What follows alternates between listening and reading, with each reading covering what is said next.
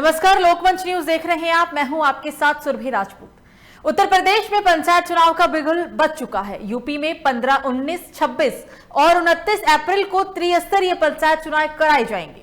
पंचायत चुनाव में इस बार बीजेपी, सपा, बसपा और तमाम छोटे बड़े दल के साथ साथ अब आम आदमी पार्टी भी दो हाथ करने के लिए तैयार है। और उधर 3 और 4 अप्रैल से पंचायत चुनाव के लिए नामांकन फॉर्म की भी बिक्री शुरू हो जाएगी। इसके साथ ही चुनाव आयोग ने पंचायत चुनाव को लेकर गाइडलाइन भी जारी कर दी है। गाइडलाइन में प्रत्याशियों को कई तरह के नियमों का पालन करना अनिवार्य होगा। तो वहीं दूसरी तरफ कोरोना के बढ़ते मामलों में एक बार फिर से प्रशासन की चिंताएं जरूर बढ़ा दी है। प्रशासन के सामने कोविड के बढ़ते मामलों के बीच चुनाव को शांतिपूर्ण तरीके से संपन्न कराना मानो एक बहुत बड़ी चुनौती होने वाली है। और पुलिस प्रशासन को भी लॉ एंड ऑर्डर को मेंटेन रखने के लिए कड़ी से कड़ी मशक्कत करनी पड़ सकती है।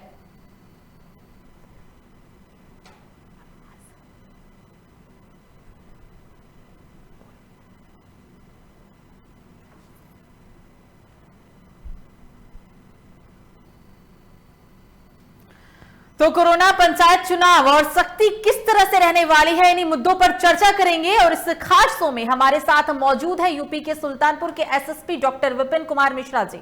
उन्हीं से जानेंगे और फिर से कोरोना के बढ़ते मामलों के बीच पंचायत चुनाव को लेकर क्या खास तैयारी है। अब हम सीधे ले चलते हैं आपको, जो हमारे साथ जुड़ गए हैं यूपी के सुल्तानपुर के SSP doctor Vipin Kumar Mishra ji. Sir, सबसे पहले तो बहुत बहुत स्वागत है आपका लोकमंच न्यूज में। धन्यवाद जी। आपके सम्मानित मंच पर समस्त श्रोतागणों को भी मेरा आभार, शुभकामनाएं और नमस्कार। जी बिल्कुल विपिन जी, ऐसे में क्योंकि पंचायत चुनाव की तैयारी पूरी हो चुकी है, प्रत्याशियों की तमाम जो पार्टी है, छोटे बड़े दल है, वो पूरी तैयारी अपनी कर चुके हैं, लेकिन ऐसे में प्रशासन की क्या तैयारी है? क्योंकि जिस तरीके से लगातार जो कोरोना संक्रमण के मामले हैं वो बढ़ते जा रहे हैं, ऐसे में प्रशासन ने क्या तैयारी की है? जी, जनपद सुल्तानपुर में आगामी 19 अप्रैल को पंचायत निर्वाचन के विभिन्न पदों पर मतदान होना है और हमारे यहाँ कुल 1160 मतदान केंद्र हैं, जिसमें 3012 मतदेय स्थल हैं। इन सब पर हम लोगों ने काफी चाक चौबंद व्यवस्था की रूपरेखा तैयार की है। साथ ही उपद्रवी तत्वों को चिन्हित करने के लिए हम लोगों ने काफी बड़ी पैमाने में निरोधात्मक कार्रवाई भी संपन्न की है। हम लोगों ने करीब 15,000 से अधिक लोगों को पाबंद कराने की नोटिस दी हुई है, जिसमें से करीब 6,000 लोग पाबंद भी हो चुके हैं। हमारे गैंगस्टर एक्ट और गुंडा एक्ट में भी लोगों को हम लोगों ने चिन्हित किया है और चिन्हित करके उनके लिए प्रभावी कार्रवाई भी सुनिश्चित कराई है। 50 सीटर हमारे यहाँ 1,000 से अधिक हैं, जिन पर लगातार निगरानी हमारे बीट आरक्षियों के माध्यम से की जा रही है। क्योंकि मतदाताओं को कोरोना संक्रमण से भी बचाना है, इस तरह से हम लोग हर मतदान केंद्र पर इस बात का पूरा ध्यान रखेंगे कि किसी भी तरह से कोविड संक्रमण का फैलाव किसी मतदान केंद्र पर न होने पाए। इसके लिए हम लोग मास्क और सोशल डिस्टेंसिंग का पालन हर मतदान केंद्र पर जिलाधिकारी के माध्यम से सुनिश्चित कराएंगे। वहाँ सैनिटाइजर की पर्याप्त व्यवस्था रहेगी, साथ ही सोशल डिस्टेंसिंग का पालन करते हुए मतदान को सफलतापूर्वक संपन्न कराएंगे। जी विपिन मिश्रा जी, ऐसे में क्योंकि प्रत्याशियों के लिए क्या क्या गाइडलाइंस जारी की जाएगी, क्योंकि जिस तरीके से संक्रमण का जो खतरा है वो लगातार बढ़ रहा है, संक्रमण के मामले बढ़ रहे हैं, तो ऐसे में प्रत्याशियों के लिए क्या क्या गाइडलाइन जारी की गई है और इसकी पालना, जो इस गाइडलाइन को किस तरीके से पालन करेंगे, क्या कुछ इसमें देखने को मिलेगा? जी, अभी हमारे यहाँ नामांकन भरने की प्रक्रिया आरंभ होने वाली है। अभी तक केवल हम लोग ने एप्लीकेशंस की बिक्री करी हुई है। जी, हम लोग वहीं से जिस सेंटर से आवेदन पत्र क्रय किए जा रहे हैं, जिसमें व्यक्ति प्रधानी का या अन्य पदों का चुनाव लड़ने के लिए अपने आवेदन पत्र खरीद रहे हैं, उन सारे व्यक्तियों को न केवल हम पाबंद करा रहे हैं, बल्कि उनसे कोविड गाइडलाइंस का पालन करने के लिए, धारा 144 का पालन करने के लिए, आचार संहिता का पालन करने के सारे बांड भरवाएंगे। और इसको हम अपने बीट आरक्षी के माध्यम से 149 सीआरपीसी की नोटिस भी निर्गत कर रहे हैं, जिसमें किसी भी इलीगल एक्शन को टॉलरेट नहीं किया जाएगा और प्रत्येक प्रत्याशी तथा उसके समर्थक, चाहे वो प्रत्यक्ष समर्थन दे रहा हो या परोक्ष समर्थन दे रहा हो, सबको चिन्हित करेंगे और चिन्हित करके एक एक व्यक्ति को पाबंद कराते हुए यह सुनिश्चित करेंगे कि न केवल मतदान हमारा शांतिपूर्ण संपन्न हो, बल्कि धारा 144 का उल्लंघन भी न हो, 5 या उससे अधिक व्यक्ति एक साथ प्रचार करते हुए न मिले और प्रचार के दौरान मैक्सिमम कोविड गाइडलाइंस का पालन हो। किसी को भी हम कोविड गाइडलाइंस का उल्लंघन करते हुए दोषी पाएंगे, उनके विरुद्ध मुकदमा भी लिखेंगे और उनसे जुर्माना भी वसूलेंगे। और प्रोटोकॉल तोड़ने वालों से कैसे निपटेगा प्रशासन? प्रोटोकॉल तोड़ने वालों से न केवल हम मुकदमा लिखेंगे, उनको अरेस्ट करेंगे, बल्कि उनसे जुर्माना भी वसूलेंगे और साथ ही उनके प्रत्याशी होने पर अगर कोई अभियोग पंजीकृत होता है तो उनका कैंडिडेचर निरस्त करने की रिकमेंडेशन भी करेंगे। जी, विपिन शर्मा जी, ऐसे में पोलिंग बूथ पर किस तरह की प्रशासनिक व्यवस्था की गई है, क्योंकि अब चुनाव होने हैं, तो ऐसे में पोलिंग बूथ पर भी क्या तैयारी है, क्या तैयारी की जाएगी? पोलिंग बूथ पर हमने कैटेगराइजेशन किया है। चुनाव आयोग के निर्देशानुसार प्रत्येक पोलिंग बूथ को संवेदनशील और सामान्य श्रेणी में बांटा गया है।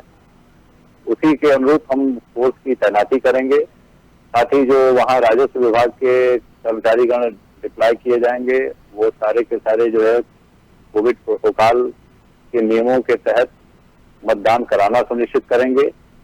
उसमें पुलिस व्यवस्था के माध्यम से जो सोशल डिस्टेंसिंग का और मास्क पहनने की कार्रवाई है वो पुलिस सुनिश्चित कराएगी। सैनिटाइजर का प्रयोग करते हुए, पर्याप्त दूरी रखते हुए इस प्रोटोकॉल का पालन हम करवाएंगे। जी बिल्कुल विपिन जी, ऐसे में क्योंकि 15 अप्रैल को जो चुनाव होने हैं उसमें 19 जिलों में ये चुनाव होगा, तो एक बहुत बड़ी संख्या भी है, उसको लेकर कितनी तैयारी है? क्योंकि जिस तरीके से संक्रमण का खतरा बढ़ा है, तो कहीं ना कहीं प्रशासन के लिए बहुत ही चुनौतीपूर्ण होने वाला है इस बार का पंचायत चुनाव। निश्चित रूप से यह काफी चुनौतीपूर्ण है और हम कोशिश करेंगे कि हमारा प्रत्येक मतदाता जो मतदान केंद्र पर आ रहा है वह किसी भी तरह से कोरोना संक्रमित न होने पाए, इसके लिए प्रॉपर व्यवस्था रहेगी। सीएमओ और डॉक्टर्स की पूरी टीम वहाँ लगी रहेगी। जिनको भी कोरोना के लक्षण या उससे संक्रमित होने की संभावना होगी, उनको प्राथमिक उपचार या RT-PCR से उनके टेस्ट कराने की कार्रवाई, साथ ही मास्क प्रदान करने और सैनिटाइजर प्रदान करने की कार्रवाई, ये सारी बातें सुनिश्चित कराई जाएंगी। और ये जरूर सुनिश्चित करेंगे कि किसी भी मतदान केंद्र पर भीड़ न होने पाए, धक्का मुक्की न होने पाए, ताकि लोग एक दूसरे के संपर्क में संक्रमण में आने से बचें। बिल्कुल। और यह कार्य निश्चित रूप से काफी चुनौतीपूर्ण हो गया। हमारे मतदाताओं की संख्या और उपलब्ध पुलिस बल का अनुपात उसमें काफी कमी है, लेकिन हमें विश्वास है कि पूरी प्रतिबद्धता के साथ हम इस मैराथन लक्ष्य को पार कर लेंगे।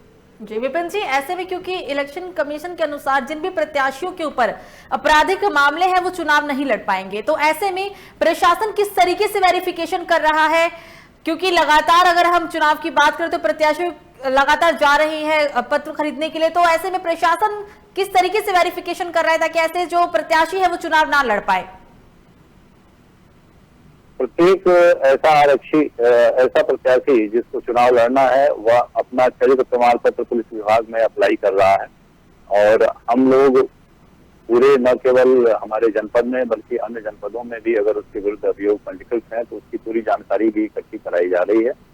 और जानकारी इकट्ठी कराने के पश्चात यदि उसके विरुद्ध कोई आपराधिक अभियोग पंजीकृत है तो उसमें चार्जशीट लगी हुई है तो यह मुख्य चुनाव अधिकारी को सूचना प्रेषित की जाती है। उसके बाद उस पर निर्णय लेना उनका काम है कि ये चुनाव के लिए अर्ह हैं अथवा नहीं।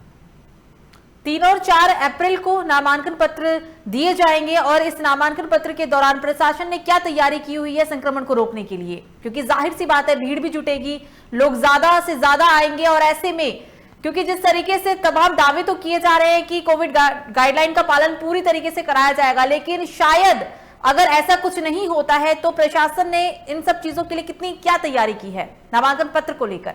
देखिए, इसमें सबसे बड़ा मानसिक दबाव केवल प्रत्याशियों पर ही है, क्योंकि हम उनको बिल्कुल बंद पत्रों के माध्यम से बाध्य करेंगे कि कोविड गाइडलाइंस का पालन और आदर्श आचार संहिता का पालन करने के लिए वो बाध्य हैं।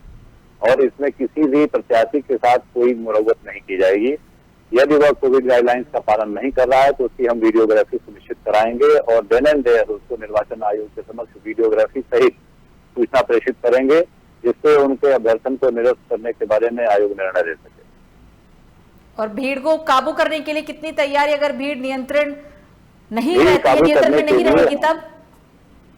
जी, भीड़ काबू करने के लिए हम लोगों ने जो निर्वाचन स्थल है जहां इनको अपने पेपर जमा करने हैं उसमें बैरिकेडिंग प्रॉपर कर रखी है, अधिकारियों की प्रॉपर ड्यूटी लगा रखी है ताकि कहीं से भी भीड़ कहीं प्रवेश न करने पाए और धीरे धीरे एक एक करके ही फॉर्म जमा हो, एक एक करके ही हर अभ्यर्थी संबंधित मजिस्ट्रेट के सामने प्रस्तुत होकर अपना प्रार्थना पत्र प्रस्तुत करे।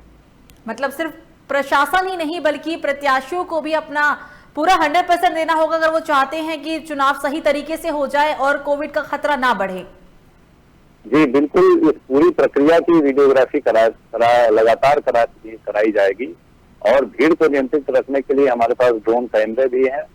कुछ ड्रोन कैमरे हम किराए पर भी लेंगे और उनके माध्यम से नियंत्रण रखेंगे और जो भी आदमी या जो भी प्रत्याशी कोविड गाइडलाइंस का उल्लंघन करता हुआ पाया जाएगा, आदर्श आचार संहिता का उल्लंघन करता हुआ पाया जाएगा, उसको वीडियोग्राफी समेत सही धाराओं में बुक करेंगे और उनका अभ्यर्थन निरस्त कराने की रिपोर्ट भी भेजेंगे। बिल्कुल, 4 चरणों में जिस तरीके से ये पंचायत चुनाव होने वाले हैं, इसमें आप तमाम तरह की अगर हम गाइडलाइंस का जिक्र करें और तैयारी को लेकर बात करें, आपने हमसे बातें की, तो ऐसे में क्योंकि अब सबसे बड़ा जो यहाँ पर खतरा है वो कोविड का ही है और तमाम कोविड को देखते हुए इस बार का त्रिस्तरीय पंचायत चुनाव कराना प्रशासन के लिए एक बहुत ही चुनौतीपूर्ण है।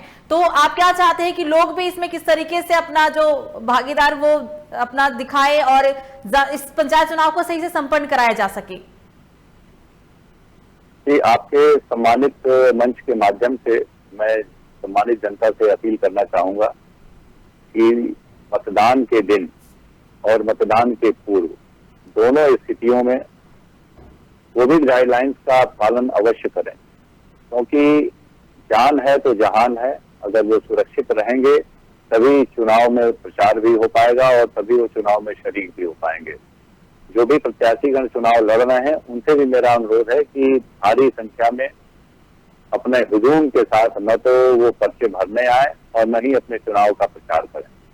आजकल सोशल मीडिया के माध्यम से, अन्य संपर्क सूत्रों के माध्यम से प्रचार के बहुत ही आसान से माध्यम उपलब्ध हैं, उनका प्रयोग करें और जनता को एक भीड़ भाड़ वाले सामूहिक रूप में जो है अपना प्रदर्शन किए जाने से परहेज करें, जिससे कोविड संक्रमण फैलाने का कोई आरोप किसी प्रत्याशी पर न लगे और हमारी जनता, हमारे मतदाता सुरक्षित रहे। जी विपिन मिश्रा जी, ऐसे में गाइडलाइन के तहत प्रत्याशियों को बहुत तरह की नियमों की भी बात कही जा रही है कि बहुत सारे नियमों का पालन करना होगा और कई सारे जो नियमों का पालन करना अनिवार्य भी हो गया है, लेकिन क्या लगता है जो गाइडलाइन बनाई गई है या फिर जो भी तरह की चीजें सामने देखने को मिल रही है, जितनी उम्मीद है क्या उतनी उम्मीदों पर खरे उतरेंगे प्रत्याशी और लोग?